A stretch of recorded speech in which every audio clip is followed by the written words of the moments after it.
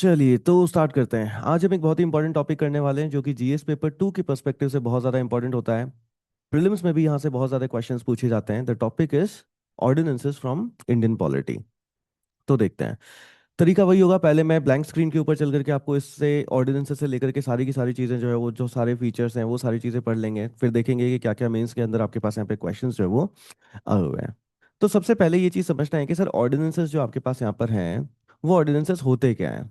तो ordinances basically अगर देखा जाए तो आपके पास एक टेम्पररी लॉ होता है। कैसा लॉ? एक टेम्पररी लॉ आपके पास यहाँ पर होता है। इस टेम्पररी लॉ को कौन पास करेगा सर? तो सबसे पहले तो इसको प्रेसिडेंट साहब पास कर सकते हैं। कहाँ पर पास करेंगे? वो इसको पास करते हैं सेंटर के अंदर। और अगर स्टेट के अंदर देखा जाए तो वहां पर इसको गवर्नर जो है वो पास कर सकते हैं। तो सेंटर में आपके पास प्रेसिडेंट पास करते हैं एंड स्टेट में आपके पास यहाँ पे गवर्नर जो है वो पास करते हैं।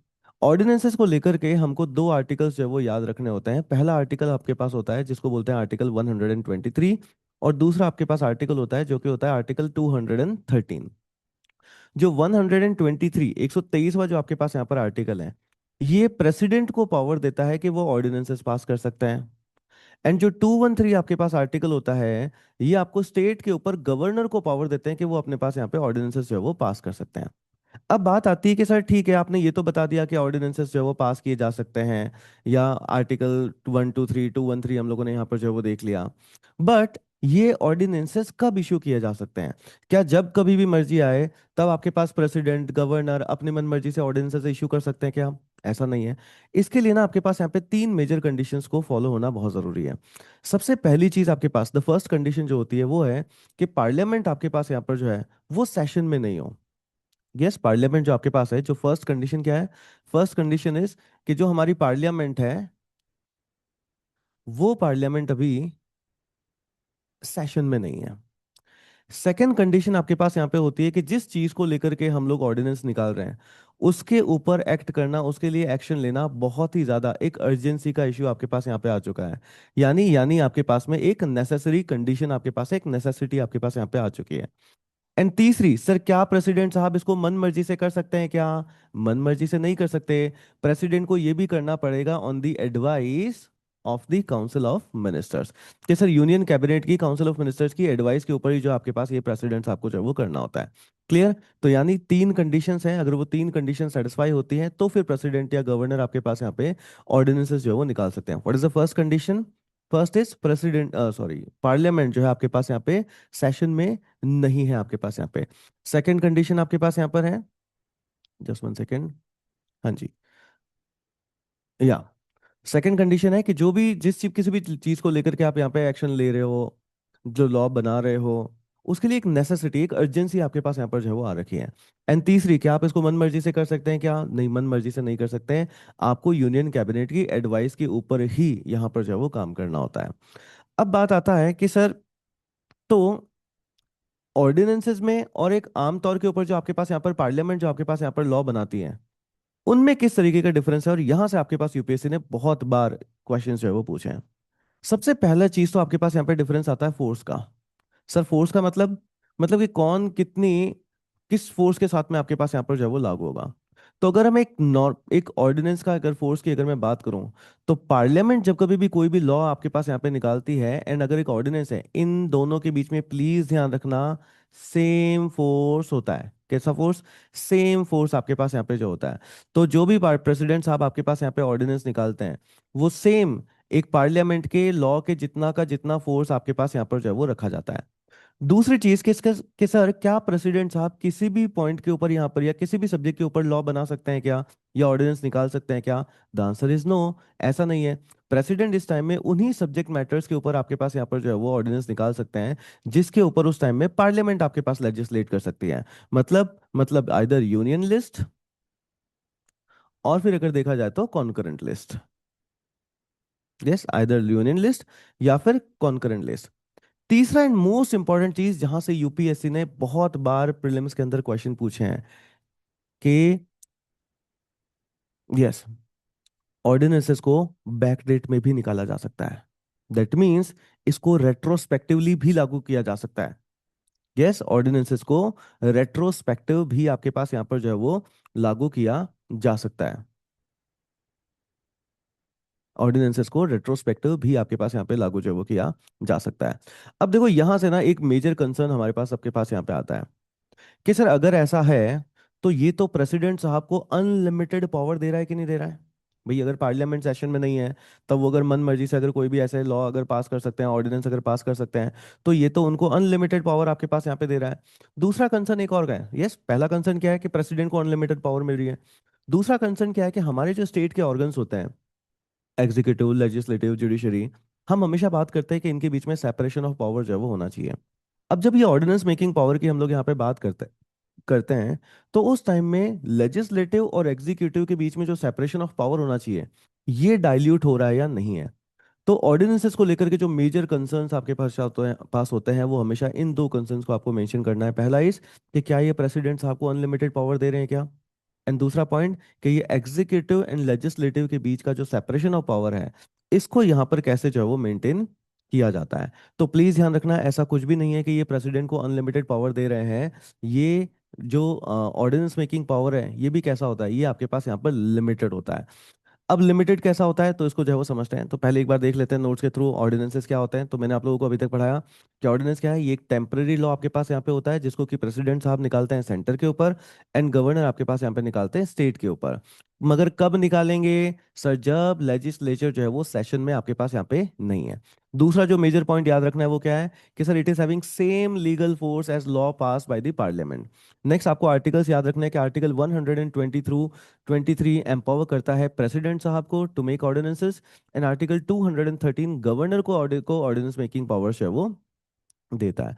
इसके बाद में अगर हम देखें कि ऑर्डिनेंस कब कब बनाए जा सकते हैं, पहली कंडीशन पार्लियामेंट जो है आपके पास यहाँ पे सेशन में नहीं है। दूसरी कंडीशन इमीडिएट एक्शन जो है आपके पास कैसा है, जरूरी है। And third, president acts only on the advice of the union cabinet, कि सर यूनियन कैबिनेट की एडवाइस के बिना तो आप यहाँ पर जो है वो काम कर ही नहीं पाएंगे। थर्ड, अगर मैं इसके बाद में यहाँ पर देखूं तो हम लोगों को देखने को मिलता है कि सर इसके इंपॉर्टेंट फीचर्स क्या क्या हैं। फीचर्स मैंने आपको क्या बताया, सबसे पहला इंपॉर्टेंट इंपॉर्टेंट फीचर है कि सर ये एक्ट एक्ट ऑफ पार्लियामेंट के जितना का जितना फोर्स रखता है। सेकंड, ये उन्हीं सब्जेक्ट के ऊपर बनाया जा सकता है जिसके ऊपर पार्लियामेंट जो है वो आपके पास लेजिस्लेट कर सकती है, जैसे जैसे कि union list and concurrent list. Third and most important, ये ध्यान रखना ही रखना है, यहाँ से बहुत सारे क्वेश्चंस आते हैं कि इसको रेट्रोस्पेक्टिवली भी काम कराया जा सकता है। यस, इसको रेट्रोस्पेक्टिवली भी आपके पास यहाँ पर काम जो है वो कराया जा सकता है। तो ये चीजें हैं जो याद रखने हैं। एंड प्लीज ध्यान रखना, इट कैन अमेंड और रिपील ऑन एग्जिस्टिंग लॉ। ये किसी भी लॉ को अमेंड भी कर सकता है और उसको रिपील भी जो है आपके पास यहाँ पे कर सकता है। तो ये सारे पॉइंट्स जो है हमको यहाँ पे ध्यान रखना है। अब इसके बाद में फियर्स क्या क्या है, तो फियर्स मैंने आप लोगों को यहाँ पे बताया कि प्रेसिडेंट को अनलिमिटेड पावर देने का आपके पास यहाँ पर डर है। प्रेसिडेंट को अनलिमिटेड पावर देने का हमारे पास यहाँ पे डर है। और दूसरा आपके पास यहाँ पर डर होता है कि सर कहीं एग्जीक्यूटिव और लेजिस्लेटिव के बीच में जो सेपरेशन ऑफ पावर हम लोग मेंटेन करते हैं वो यहाँ पर डाइल्यूट तो जो है वो नहीं हो रहा है। यस, जो एग्जीक्यूटिव एंड लेजिस्लेटिव के बीच में जो सेपरेशन ऑफ पावर हम मेंटेन करते हैं वो आपके पास यहाँ पे कहीं डाइल्यूट तो जो है वो नहीं हो रहा है। अब प्लीज ध्यान रखो, यहाँ से लेकर के ना मेंस में आपके पास इस पॉइंट को लेकर के बहुत ज्यादा क्वेश्चंस आते हैं, which is the dilution part, कि एग्जीक्यूटिव और लेजिस्लेटिव को लेकर के आप किस तरीके से जो वो चीजें यहाँ पर मैनेज कर रहे हैं। अब समझना, just give me 1 second guys.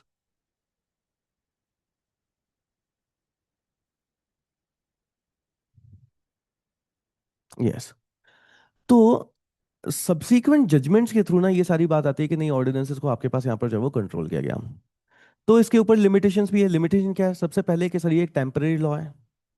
कैसा है, ये आपके पास एक टेम्पररी लॉ होता है। अब जब से ही ऑर्डिनेंस, जब जैसे ही पार्लियामेंट आपके पास यहाँ पर सेशन में जो है आपके पास यहाँ पर आती है, उसके बाद में 6 वीक्स के अंदर अंदर हमको पार्लियामेंट में के अंदर उस लॉ को, उस ऑर्डिनेंस को पास जो है वो करवा लेना होता है। जो भी उसके लिए मेजोरिटी चाहिए होती है उस मेजोरिटी के साथ में हमको उसको पास करा लेना होता है। तो इसीलिए यहाँ पर प्रीलिम्स में मैक्सिमम टाइम में आपके पास यहाँ पे क्वेश्चन पूछे वाला कि एक ऑर्डिनेंस की मैक्सिमम लाइफ कितनी होती है। प्लीज ध्यान रखना, एक ऑर्डिनेंस की मैक्सिमम लाइफ आपके पास होती है 6 मंथ्स एंड 6 वीक्स। अब आप बोलोगे सर 6 वीक्स तो समझ आया, ये 6 मंथ्स कहाँ से। देखो 6 वीक कहाँ से टर्म आती है, ऑर्डिनेंस पास किया जाता है जब आपके पास यहाँ पे पार्लियामेंट जो है वो सेशन में नहीं है। पार्लियामेंट मैक्सिमम कितना सेशन में नहीं रह सकती है, वो टाइम आपके पास यहाँ पे होता है 6 मंथ्स का, कि मैक्सिमम 6 मंथ्स तक पार्लियामेंट सेशन में नहीं रहे। 6 महीने के अंदर अंदर तो उनको वापस सेशन के अंदर जो है वो आना ही पड़ेगा। तो मान लो जैसे ही पार्लियामेंट आपके पास आउट ऑफ सेशन होती है और वहीं पर किसी प्रेसिडेंट ने जो है वो एक ऑर्डिनेंस पास कर दिया, तो 6 मंथ्स का एक मैक्सिमम टाइम मिला। अब उसके बाद जैसे ही पार्लियामेंट आपके पास सेशन में आती है, रीअसेंबल होती है, उसके बाद विद इन 6 वीक्स इस ऑर्डिनेंस को अगर लॉ बनाना है तो इसको पास कराना पड़ जाता है। इसको अगर एक परमानेंट लॉ बनाना है तो आपको उसे पास करना पड़ेगा विद जो भी उसके लिए मेजोरिटी चाहिए होती है उसके अकॉर्डिंगली। तो इसलिए इसकी मैक्सिमम लाइफ जो एक ऑर्डिनेंस की मानी जाती है वो क्या होती है, वो मैक्सिमम लाइफ आपके पास यहाँ पे होती है 6 मंथ्स एंड 6 वीक। उसके बाद में थर्ड चीज आपके पास यहाँ पे आती है कि क्या इस प्रेसिडेंट सॉरी क्या इस ऑर्डिनेंस को विड्रॉ किया जा सकता है क्या, the answer is yes. President इसको कभी भी आपके पास यहाँ पे जो है वो विड्रॉ कर सकते हैं। एंड जो मोस्ट इंपॉर्टेंट पार्ट होता है कि सर क्या ऐसे तो कॉन्स्टिट्यूशन को अमेंड कर सकता है क्या ऑर्डिनेंस, नहीं, प्लीज ध्यान रखना, ऑर्डिनेंसेस के थ्रू कॉन्स्टिट्यूशन को अमेंड आपके पास यहाँ पे नहीं किया जा सकता। सो अभी तक के इंपॉर्टेंट टेकअवेज, अभी लेक्चर बहुत बाकी है बट प्लीज समझना, अभी तक के इंपॉर्टेंट टेकअवेज हमारे क्या है। सबसे पहला पार्ट, ऑर्डिनेंस कब लाया जाता है, वन, जब पार्लियामेंट सेशन में नहीं है, अर्जेंसी है, and advice of union cabinet के ऊपर ही लाया जाएगा। सेकंड, पावर कौन कौन देता है, आर्टिकल 120 थ्रू पावर देता है आपके पास प्रेसिडेंट को, एंड आर्टिकल 213 आपके पास यहाँ पे पावर देता है गवर्नर को। तीसरा, परमानेंट है या फिर टेम्पररी होता है, it is temporary law. Maximum life कितनी है, 6 months and 6 week only. 6 week 6 months किस लिए, क्योंकि पार्लियामेंट जो आपके पास होता है वो मैक्सिमम 6 मंथ के लिए ही आपके पास आउट ऑफ सेशन जो है वो हो सकता है, विद इन 6 मंथ्स उनको वापस मीट अप करना ही पड़ता है। तो ये सारी चीजें, प्लस क्या रेट्रोस्पेक्टिव लागू किया जा सकता है क्या, यस, यहाँ पे इसको रेट्रोस्पेक्टिव जो है वो लागू किया जा सकता है। अब यहाँ पर ना एक मेजर आपके पास यहाँ पे इशू अराइज होता है कि मान लो एक ऐसा लॉ है जिसको पार्लियामेंट एक्ट नहीं होने देती, उसको पास नहीं होने देती, तो प्रेसिडेंट क्या करते हैं जब पार्लियामेंट आउट ऑफ सेशन होती है तो उसको क्या करते हैं, उसको लेकर के ऑर्डिनेंस पास कर देते हैं। उसके बाद जब उन पार्लियामेंट रीअसेंबल होती है तब उनको पास कराना होता है, मान लो वो उसको पास कराने के लिए नहीं जाते हैं, एंड उसके बाद जब आपके पास पार्लियामेंट वापस आउट ऑफ सेशन होगी तो वो उसको क्या करेंगे, फिर से जो है वो ऑर्डिनेंस को पास कर देंगे। अब यहां पर प्रेसिडेंट को रोकने वाला कौन है, ये फिर से आपके पास एक अनलिमिटेड पावर बनता है कि नहीं बनता है। और इसी को लेकर के आपके पास बहुत सारे क्वेश्चंस है वो बनते हैं। इसको बोलते हैं रीप्रomulgation। क्या आप बार बार एक ही ऑर्डिनेंस को जो है वो लेकर के आए जा रहे हो एंड उसको पार्लियामेंट के अंदर पास नहीं करा रहे हो, क्या ये सही है, प्लीज ध्यान रखना, सुप्रीम कोर्ट ने बहुत बार अपने जजमेंट्स में कहा है दैट इट इज अनकॉन्स्टिट्यूशनल। कैसा है ये, आपके पास यहाँ पर अनकॉन्स्टिट्यूशनल जो है वो होता है। तो यहां से लेकर के आपके पास बहुत सारे क्वेश्चन जो आते हैं, जैसे कि आप देखते हो कि 2015 के अंदर आपके पास क्वेश्चन आया मेंस के अंदर, that resorting to ordinance has always raised concerns on violation of the spirit of doctrine of separation of power, जो कि मैंने आपको बताई थी कि आपके पास लेजिस्लेटिव और एग्जीक्यूटिव के सेपरेशन ऑफ पावर को लेकर के आपके पास यहाँ पे क्वेश्चंस आते हैं। सो वाइल नोटिंग द हाँ, rationalists justifying the power of promulgating ordinance, analyze whether the decisions of the Supreme Court on the issue have further facilitated resorting to this power, should be the power to promulgate the ordinance be repealed। कि इसको क्या जो है आपके पास yes, क्या क्या इसको जो है वो रिपील आपके पास यहाँ पे कर देना चाहिए क्या। अब इस क्वेश्चन के आंसर को करते टाइम में देखो कुछ एक चीजों का ध्यान रखना है। सबसे पहला, आप ये थॉट दो कि क्या ऑर्डिनेंस मेकिंग पावर को रिपील कर देना चाहिए क्या, से टेक अ मोमेंट, कमेंट करो, व्हाट डू यू थिंक, कि क्या ऑर्डिनेंस मेकिंग पावर को रिपील कर देना चाहिए क्या, फर्स्ट। सेकंड, क्या ये सच में separation of executive and legislative को इम्पैक्ट आपके पास यहाँ पे कर रहा है क्या।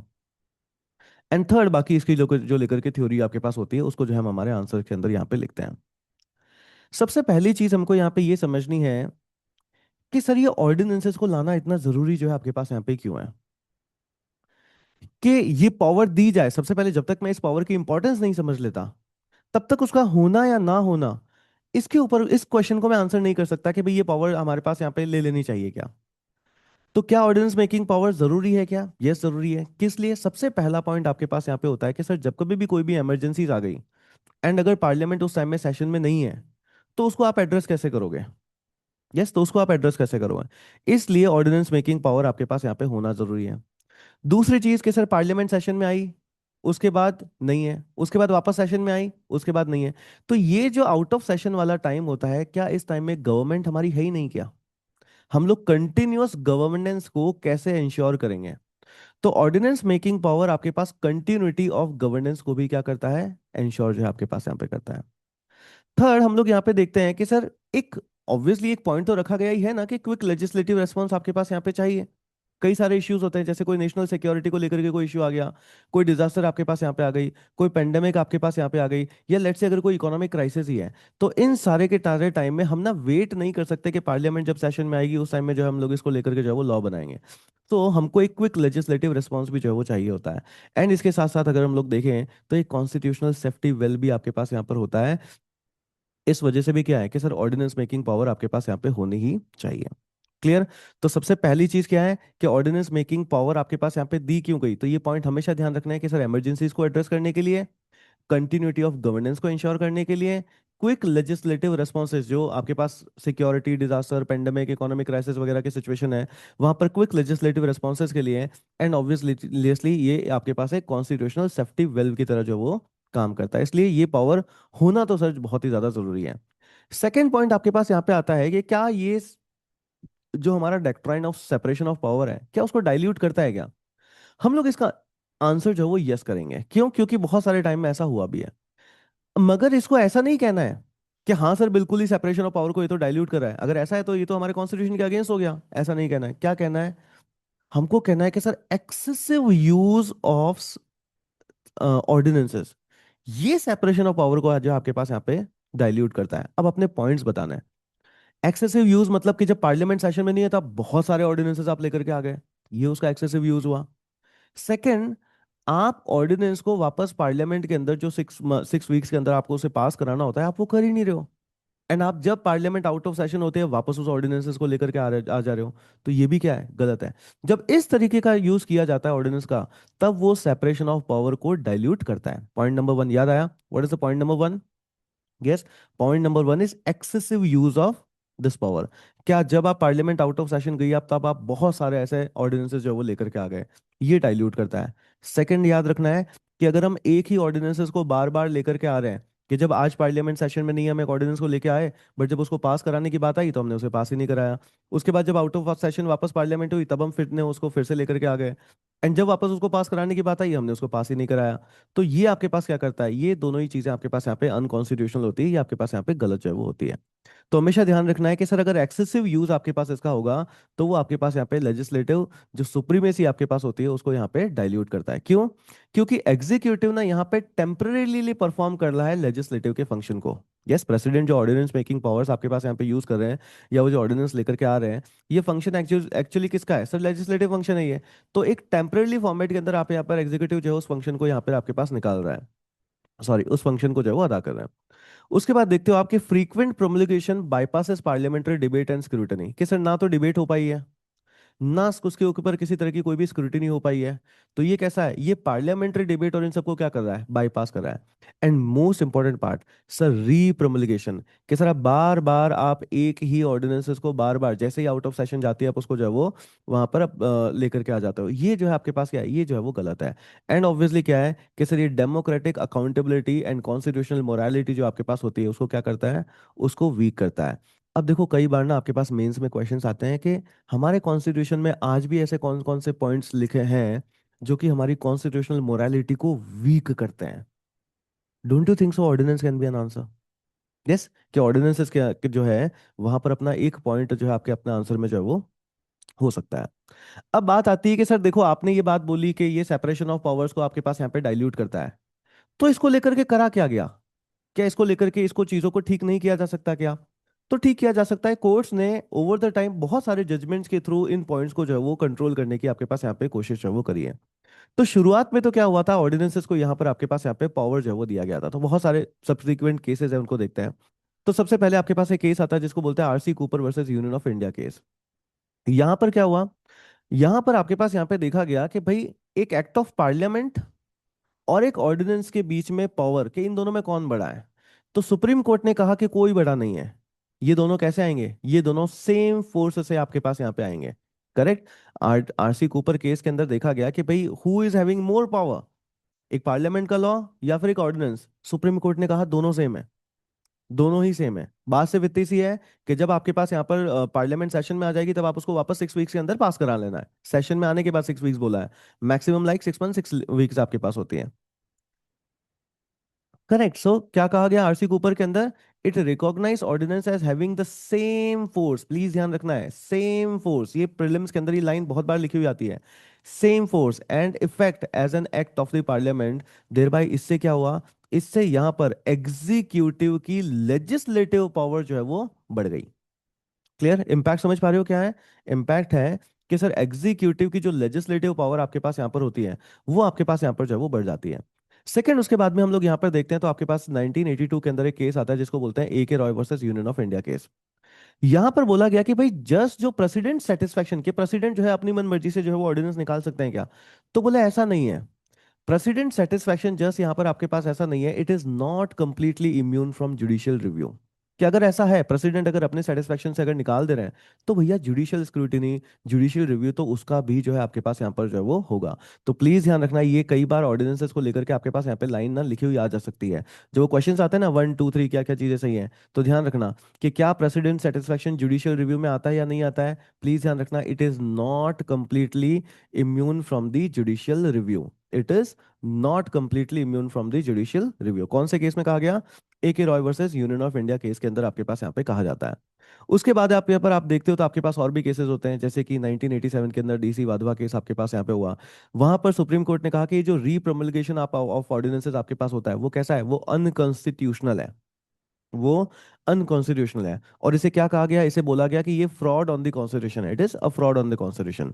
फिर 2017 के अंदर आप यहाँ पे देखते हो तो कृष्ण कुमार सिंह आपके पास यहाँ पे केस होता है, जिसने कहा कि भाई जो इन्होंने रीअफर्म किया कि ऑर्डिनेंसेस टेम्पररी मेजर्स हैं, जो प्रेसिडेंट और गवर्नर का सेटिस्फेक्शन होता है ये जुडिशियल रिव्यू के अंदर आपके पास आएगा, एंड रीप्रomulgation जो आपके पास है, it is a legislative approval इन इस सॉरी इस विदाउट लेजिस्लेटिव अप्रूवल, ये कैसा होता है, ये अनकॉन्स्टिट्यूशनल होता है।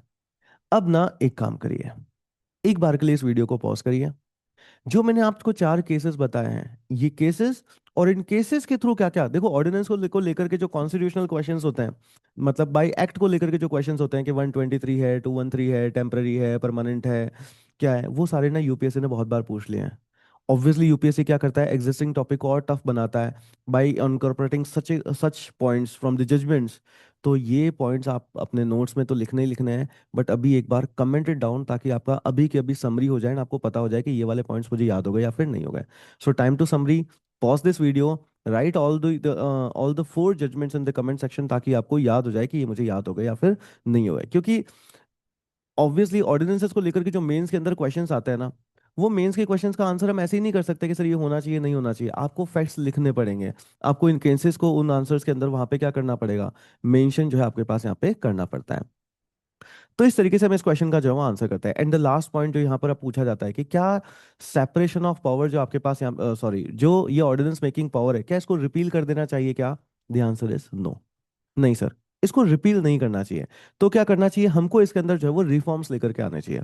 रिफॉर्म क्या? सबसे पहला कि मैंडेटरी स्टेटमेंट जो है आपके पास यहाँ पे जो अर्जेंसी को एक्सप्लेन करता हो, वो देना जरूरी है। फिर हमको टाइम बाउंड मैनर के अंदर पार्लियामेंट के अंदर डिबेट कराओ, स्क्रूटनी कराओ और इसको पास करा लो। फिर इसकी ग्रेटर जुडिशियल स्क्रूटनी आपके पास यहाँ पे होनी चाहिए। एंड ये जो रीप्रomulgation हो रहा है, इसको सर स्ट्रिक्टली आपके पास यहाँ पे प्रोहिबिट जो है वो करना चाहिए। अब देखो ऑर्डिनेंसेस को लेकर के ना क्वेश्चन सिर्फ इतने ही नहीं आए, ओवर द टाइम बहुत बार आपके पास यहाँ पे क्वेश्चन जो है वो आए। जैसे अगर आप 2022 के मेंस के अंदर एग्जाम में देखते हो तो आपके पास क्वेश्चन आता है that discuss the essential conditions for exercise the legislative powers by the governor. कि गवर्नर जो है अपनी कौन कौन सी जो लेजिस्लेटिव पावर्स को यूज करता है वो कब। अब देखो प्लीज क्वेश्चन समझना, गवर्नर की लेजिस्लेटिव पावर्स वो कब यूज कर सकता है? गवर्नर की लेजिस्लेटिव, एग्जीक्यूटिव की लेजिस्लेटिव पावर, एग्जीक्यूटिव की law making power, it is ordinance. पता है इसमें बात, खास बात क्या है, बहुत सारे स्टूडेंट्स को समझ में नहीं आया कि इस क्वेश्चन के आंसर में आंसर करना क्या है, क्योंकि वो चीज समझ नहीं पाए गवर्नर की लेजिस्लेटिव पावर कौन सी होती है। अरे गवर्नर की लेजिस्लेटिव पावर मतलब when he can by himself make a law, correct, वो उसका लेजिस्लेटिव पावर हुआ, उसको क्या बोलते हैं, उसको ऑर्डिनेंस बोलते हैं। तो ऑर्डिनेंसेस की कंडीशन बतानी थी इसके क्वेश्चन के आंसर के अंदर। यस, लोग इसके अंदर क्या, मैक्सिमम स्टूडेंट्स क्या करके आए, इसके अंदर गवर्नर की पावर्स को डिस्कस करके आ गए, गवर्नर की पावर्स नहीं, उसकी लेजिस्लेटिव पावर्स को। साफ साफ लिखा हुआ है discuss the essential conditions for exercise the legislative powers by the governor. उसके बाद में क्या है, डिस्कस द लीगैलिटी ऑफ रीप्रomulgation, कि रीप्रomulgation की क्या क्या लीगैलिटी आपके पास यहाँ पर है। एंड तो ये चीज आपको यहाँ पर आंसर में जो है वो करनी होती है। चलिए, तो इसका आंसर करने से पहले I want to ask you certain things about your UPSC civil services preparation. पहला, कैसी पढ़ाई चल रही है आपकी? Are you studying hard? क्या सर हार्ड स्टडी तो कर रहे हैं मगर स्मार्ट वर्क बिल्कुल भी नहीं है? You are following too many resources के सर, रिसोर्सेज बहुत सारे हैं मगर पहले पॉलिटी पढ़ूं, इकोनॉमी पढ़ूं, एनवायरमेंट पढ़ूं, जियोग्राफी पढ़ूं, ये समझ नहीं आ रहा। That means you are having the resources मगर आपके पास में किसी तरह का कोई भी एक क्लियर रोड मैप नहीं है। और तीसरी सबसे बड़ी प्रॉब्लम जो स्टूडेंट्स के साथ में होती है कि सर हम एक सब्जेक्ट को स्टार्ट करते हैं and we are never able to finish it. आप उस सब्जेक्ट को खत्म नहीं कर पाते and within months, within weeks आप उस सब्जेक्ट को जो है वो क्या करते रहते हो, स्विच करते रहते हो। अगर ऐसा होता है ना तो प्लीज समझना, ये जो प्रॉब्लम है ये कोई नॉलेज प्रॉब्लम आपके पास यहाँ पे नहीं होती। ये प्रॉब्लम कैसी होती है? ये प्रॉब्लम एक स्ट्रेटेजी प्रॉब्लम होती है। ये प्रॉब्लम आपके पास होती है कि you don't have a clear road map. Yes, you don't have a clear road map. तो अब इस प्रॉब्लम का सॉल्यूशन क्या है? If you want to solve this problem, if you are serious for UPSC civil services examination preparation, if you are serious with your selection, and if you truly want to crack UPSC examination, you do want to 10x smart preparation आपको चाहिए, you want to cover the 3 years, 3 साल लगते हैं इसके syllabus को cover करने में जिसको आप एक ही साल में कवर करना चाहते हो, then we want to invite you for our membership plan. ना what do we have in our? सबसे पहले प्राइसेस देख लेते हैं क्योंकि बहुत सारे स्टूडेंट्स का यही कंसर्न होता है। तो हमारी मेंबरशिप जो है वो तीन प्लान्स के पास आपके पास अवेलेबल होती है। You can take it monthly, 799 rupees के ऊपर मंथली ले सकते हो। क्वार्टरली आप इसको ले सकते हो 2499 के ऊपर। एंड ईयरली जो कि बहुत ही ज़्यादा कॉस्ट इफेक्टिव आपके पास होता है, you can take it at 6999 only. अब बात आती है कि सर ये मेंबरशिप लेने से मेरा क्या फायदा है? सबसे पहले तो आप अपनी यूपीएससी की प्रिपरेशन में जो गलतियां कर रहे हैं वो सारी गलतियां करना आप बंद कर देंगे। जैसे कि जो रैंडम पढ़ाई चल रही है वो आपकी बंद हो जाएगी। जो रिसोर्सेज को लेकर के आप परेशान हो रहे हो वो खत्म हो जाएगा।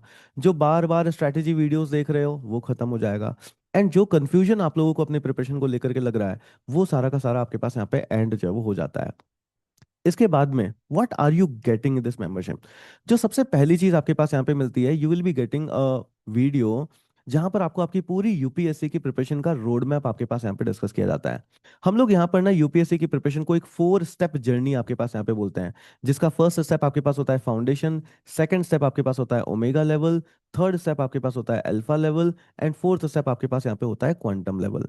तो आपको अपनी पूरी की पूरी यूपीएससी की प्रिपरेशन का एक रोड मैप मिल जाता है कि कब क्या और कैसे आपको यहाँ जो है वो पढ़ना है। करंट अफेयर्स आपको कब कवर करने हैं, ऑप्शनल को लेकर के कब आपको सोचना है, यस राइट ऑप्शनल सब्जेक्ट आपका कौन सा होना चाहिए, एवरीथिंग। आंसर राइटिंग आपको कब करनी है, टेस्ट सीरीज कब करनी है, किस तरीके से क्वेश्चंस को अप्रोच करना है, पहला सब्जेक्ट, दूसरा सब्जेक्ट, सब्जेक्ट्स का फ्लो क्या होना चाहिए, ये सारा का सारा रोड मैप आपको इसके अंदर जो है वो मिल जाता है। Second, you get structured courses. ये स्ट्रक्चर्ड कोर्सेज की वेल्थ से यहाँ पे जीएस पेपर 1 से लेकर के 4 तक के, आप पॉलिटी बोलिए, इकोनॉमी बोलिए, एनवायरमेंट बोलिए, हिस्ट्री बोलिए, ज्योग्राफी बोलिए, साइंस एंड टेक बोलिए, सारे के सारे सब्जेक्ट्स आपको यहाँ पर जो है वो मिल जाते हैं, जो कि प्रीलिम्स एंड मेंस के पूरे सारे के सारे कंटेंट्स को जो है आपके पास यहाँ पे कवर अप करते हैं। तो ये जो सब्जेक्ट्स को लेकर के कि सर बुक पढ़ूं या कौन सा कोर्स देखूं, वो सारा का सारा आपका स्ट्रक्चर खत्म हो जाता है। आपको वेल स्ट्रक्चर्ड कोर्सेज मिलते हैं जिनके बाहर आपको कुछ भी पढ़ने की रिक्वायरमेंट नहीं होती है। थर्ड, आपको पीडीएफ नोट्स मिल जाते हैं, तो बार बार नोट्स बनाने में जो एक बहुत ज़्यादा टाइम जाता है वो आपका बच जाता है। Next, you get practice assignments, PYQs, जिससे कि आप अपना नॉलेज को चेक कर सकते हैं। एंड बात सिर्फ यहीं पे नहीं होती है। बहुत सारे लोग क्या कर देते हैं कि सर कोर्सेज तो ले लेते हैं बट उन कोर्सेज को कंप्लीट कौन करेगा? एंड उन कोर्सेज को कंप्लीट करने के लिए आपकी प्रिपरेशन को ये अश्योर करने के लिए आपके लिए आपने प्रिपरेशन स्टार्ट करी और आप प्रिपरेशन को टाइम बाउंड मैनर में खत्म भी करें, इसके लिए एवरी सैटरडे 8 PM हम लोग यहाँ पे अकाउंटेबिलिटी मीटिंग्स लेते हैं, वेर वी डिस्कस कि आपका प्लान क्या था एंड आपको कहाँ तक प्रोग्रेस हो जानी चाहिए थी बट आप अभी तक कहाँ तक जो है वो पहुंचे हैं। तो आपको राइट ट्रैक के ऊपर लाने के लिए ना ये चीज़ वापस बहुत ज़्यादा जरूरी जो है आपके पास होती है। तो अकाउंटेबिलिटी मीटिंग्स होती है। एंड सिर्फ इतना ही नहीं, और भी बहुत सारी चीज़ें मिलती हैं, जैसे कि हम हर महीने में 2 बार एडवांस यूपीएससी प्रिपरेशन वर्कशॉप आपके पास यहाँ पे करते हैं। आप इसको जितनी मर्जी बार आए इसको जो है वो ज्वाइन कर सकते हैं। सो री स्ट्रेटेजाइज, जैसे आप पढ़ने बैठे but there are certain problems, आप इस सेशन को अटेंड करते हो एंड वापस से it feels like day one, आप वापस से अपने प्रिपरेशन को जो है वो स्टार्ट कर देते हो। एंड इसके साथ साथ जो लास्ट सबसे मैक्सिमम बेनिफिट आपके पास यहाँ पे होता है, that you get an active WhatsApp community, जहाँ पर आपके जैसे सीरियस एस्पायरेंट्स आपको यहाँ पे मिलते हैं। आप उनसे प्रॉब्लम्स डिस्कस कर सकते हो, आपको कोई भी प्रॉब्लम आती है वहाँ पे पोस्ट करते हो, वहाँ पर इमीडिएटली जो है उनके रिस्पॉन्सेज आ जाते हैं। तो क्या क्या चीज़ें आपको मेंबरशिप में मिल जाती है? सबसे पहले you will get your road map. Second, you will get well structured courses, third आपको नोट्स मिल जाते हैं, you get practice assignments, you get weekly accountability meetings, month में 2 बार एडवांस यूपीएससी प्रिपरेशन वर्कशॉप यहाँ पे मिलती है, जिसमें लाइक हेल्थ स्ट्रेटजीज डिस्कस करी जाती है, जिसके के थ्रू आप यूपीएससी को कम टाइम में एक मैक्सिमम मार्क्स के साथ जो है वो क्लियर कर सकें। And you get an active WhatsApp community, that too at what price, that too at what price, it's not a price guys, actually it's a surprise. Yes, yes और no?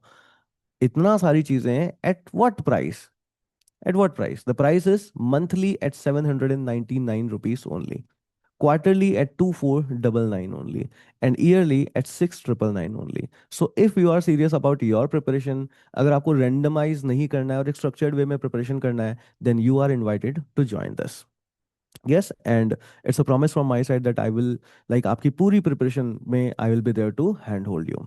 So with this, हम जिस question के ऊपर थे, हम उस question के ऊपर वापस जाते हैं, समझते हैं। तो क्वेश्चन आपके पास यहाँ पर था कि सर, गवर्नर जो आपके पास यहाँ पर होती है, उनकी लेजिस्लेटिव पावर्स जो है वो कौन कौन सी है? तो ऑब्वियसली उनकी लेजिस्लेटिव पावर कौन सी है, जो अभी हमने डिस्कस किया, आर्टिकल 213 जो आपके पास यहाँ पे होता है, ये गवर्नेंस को ऑर्डिनेंस मेकिंग पावर जो है वो देता है, यानी उसको लेजिस्लेट करने की पावर जो है वो देता है। ये कैसा है? ये एक एक्स्ट्रा ऑर्डिनरी लेजिस्लेटिव पावर होता है, which is intended to meet the urgent situations only. कौन से सिचुएशंस? अर्जेंट सिचुएशंस को ही होल्ड करने के को ही मीट करने के लिए आपके पास यहाँ पे होता है। Just give me 1 second guys. चलिए, गुड वन। तो आपसे क्वेश्चन में पूछा गया था कि भाई कौन कौन सी नेसेसिटी कंडीशंस हैं जब गवर्नर जो है इस पावर को आपके पास यहाँ पे यूज करते हैं। सबसे पहला क्या है कि सर, लेजिस्लेशन आपके पास यहाँ पे सेशन में नहीं है। दूसरा, आपके पास यहाँ पे इमीडिएट नेसेसिटी है।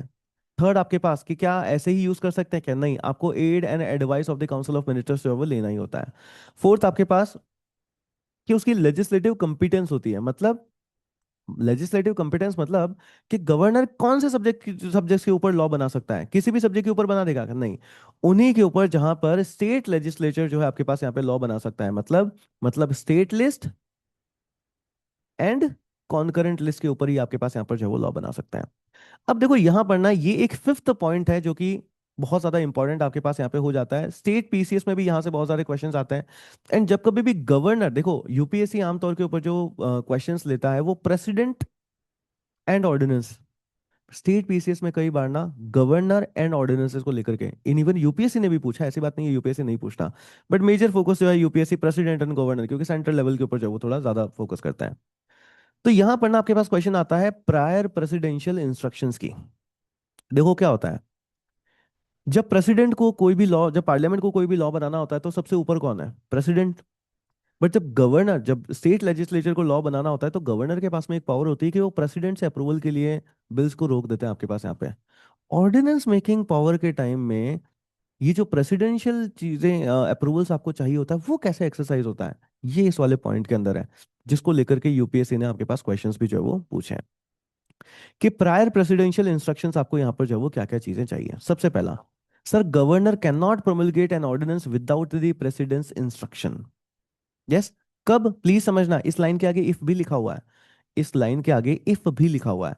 तो अब इस लाइन को पूरा समझो, क्या है? The governor can not promulgate an ordinance without the president's instruction if, अगर a bill on the same subject would required president's prior sanction, कि अगर नॉर्मल अगर स्टेट लेजिस्लेचर चल रहा होता तो उस बिल को लाने के लिए प्रेसिडेंट की अगर प्रायर सैंक्शन चाहिए होता तो अभी भी चाहिएगा। दूसरा, governor would have reserved such a bill for the president's consideration, कि अगर स्टेट लेजिस्लेचर अगर इस बिल को लेकर के आए तो गवर्नर उसको ना रिजर्व कर देते हैं।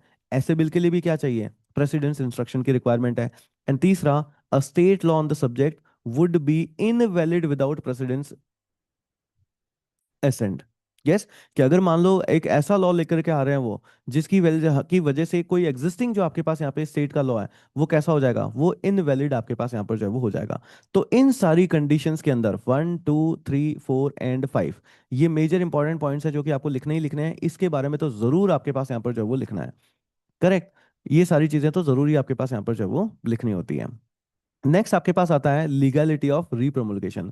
तो हमने अभी हमारे आंसर के अंदर जो है वो देखा ही है कि सर लीगैलिटी तो कैसी है? सर, ये बिल्कुल, सुप्रीम कोर्ट ने बोल रखा है कि कैसा होता है, वो अनकॉन्स्टिट्यूशनल होता है। और जब आप इसकी लीगैलिटी को डिस्कस करोगे, इसकी अनकॉन्स्टिट्यूशनैलिटी को डिस्कस करोगे, तो आपको इन दोनों केसेस के बारे में, डीसी वधवा केस है और कृष्ण कुमार सिंह केस है, जिसको कि अभी हम लोगों ने पढ़ा था, इन दोनों को जरूर आपके पास यहाँ पे मेंशन जो है वो करना है। नेक्स्ट आपके पास क्वेश्चन आता है कि sir what are the implications of repeated repromulgation. कि रिपीटेड रीप्रमलगेशन इतना खराब क्यों है भाई? बहुत ज्यादा खराब है। क्यों? क्योंकि हमारी जो लेजिस्लेटिव ओवरसाइट है उसको क्या करता है, वीक करता है।